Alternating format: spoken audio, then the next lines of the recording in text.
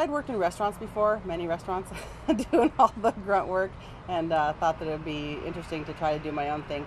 I started working for a Saturday market booth that had a completely different menu, and a friend of mine, so as she kind of phased out, I phased in, and we ended up changing the menu. So I remember my grandma used to make fish in Minnesota.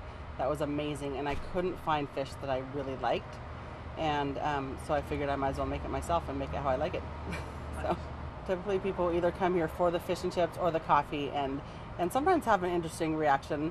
Oh wow, you serve coffee and fish and chips? That's an odd combination.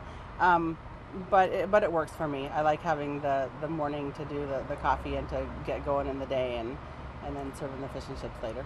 My name is Haven Sundstrom, and I own the Blazing Chef, and we're going to make a grilled bagel with salmon, cream cheese, onions, tomato, and avocado. So I start with the bread stop bagels. They're my favorite. We use the onion poppy seed. I use earth balance on them. Okay, we're going to grill this up so it'll get nice and crispy, but still tender and chewy on the inside. Put it flat side down first, and I like to put some weight on it, which also helps it to brown more evenly and nicely. You don't want it to be too light. The crisper it is, the yummier it is, so you want to have a nice deep rich brown color to it. So once the bagel gets nice and crisp and a nice dark color, we'll take it over and start doing the fun part. We gotta put all the toppings, the goodies on it. We'll start with cream cheese on one side.